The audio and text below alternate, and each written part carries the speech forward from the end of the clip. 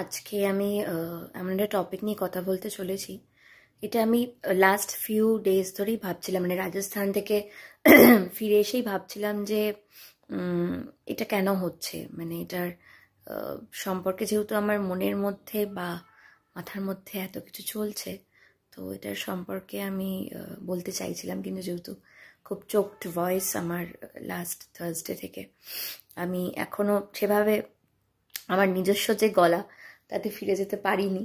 কিন্তু আমি সেই জন্য অনেক কিছু দেখছি, মানে 1 জানুয়ারি থেকে অনেক কিছু হচ্ছে রিগার্ডিং এই মন্দির, বা রিসেন্টলি যে পরশু দিনকেও আই থিঙ্ক তিরুপতির মন্দিরে পুজো দিতে গিয়ে মানে প্রচুর মানুষ আঘাতপ্রাপ্ত হয়েছে, মারা গেছেন কিছু মানুষ।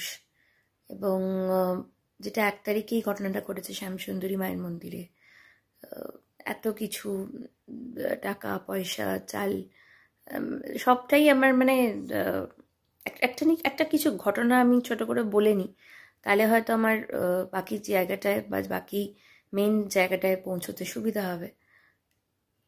9 তারিখ, আজকে যেমন 10 তারিখ, আজকে বাবুজির চলে যাওয়ার অলমোস্ট 3 মাস। 9 December, sorry not 9 December, 9 October আমি শ্যামসুন্দরী মায়ের মন্দিরে গেছিলাম ফর দ্য সেকেন্ড টাইম। এবং আমার ভালো লেগেছিল প্রথমবার গিয়ে।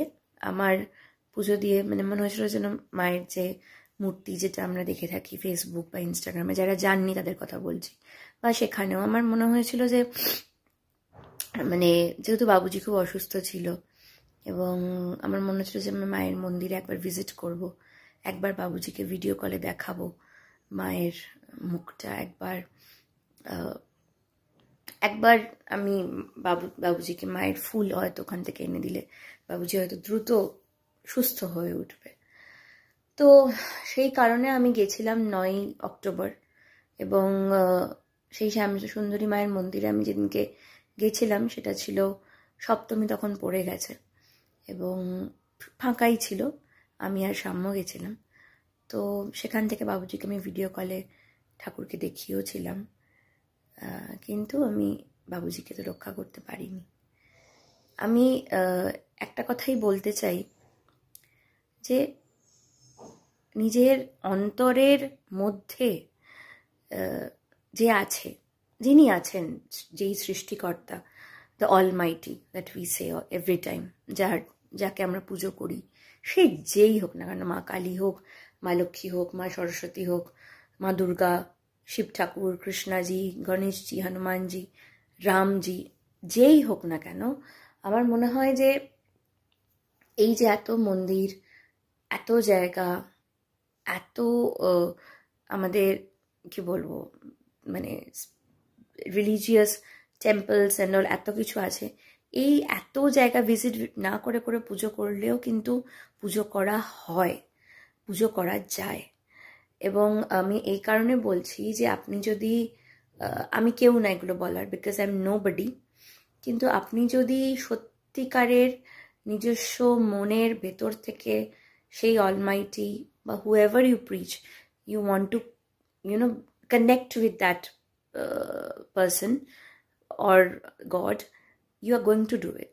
আপনি করতে পারবেন এবং আপনার মধ্যে সেই শক্তি থাকবে।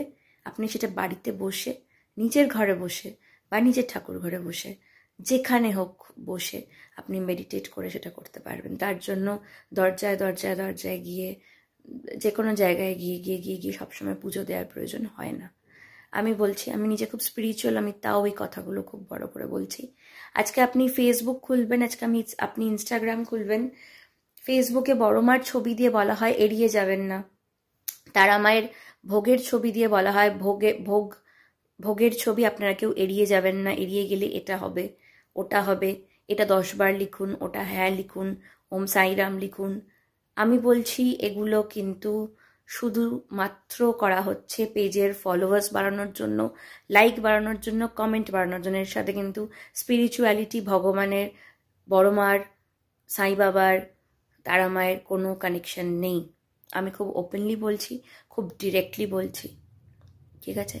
ঠাকুর নিয়ে যারা এই প্রমোশন আজকাল শুরু করেছে করা, এটা লাইক করুন, এটা করলে এটা হবে, আপনি এটা মানসিক করুন, ওখানে এটা করলে এটা হবে, দুর্বল হয়ে পড়বেন না। আমি খুব দুর্বল একটা টাইম ছিলাম। আমি লাস্ট 3 মাসে হয়তো অনেকটা বেশি শক্ত হয়ে গেছি।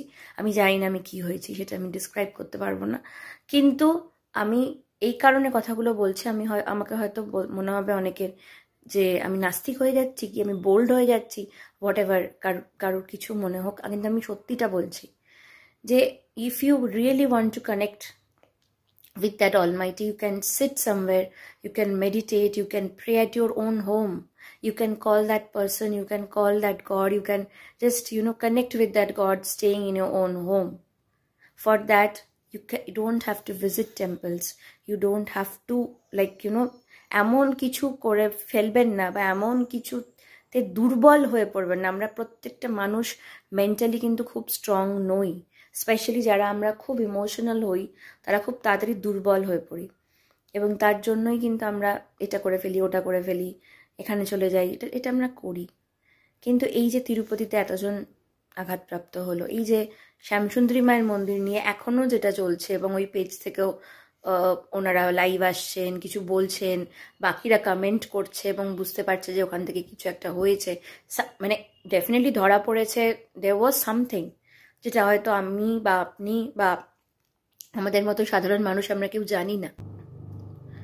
তো আমাদের মাথায় থাকতে হবে যে কীভাবে আমরা মানুষদেরকে হেল্প করব, কিভাবে আমরা এই জিনিসটাকে বোঝার চেষ্টা করবো অ্যাটলিস্ট, এবং যাতে আমাদেরও ভালো হয় এবং আমাদের আশপাশের মানুষদেরও ভালো হয়। সবটা করুন, সব কিছু করুন, আনন্দ করে করুন, বিশ্বাস থেকেই করুন, কিন্তু একটু নিজের মাথাটাকে চালনা করুন যে হ্যাঁ এটা কেন হচ্ছে, then do it. Thank you.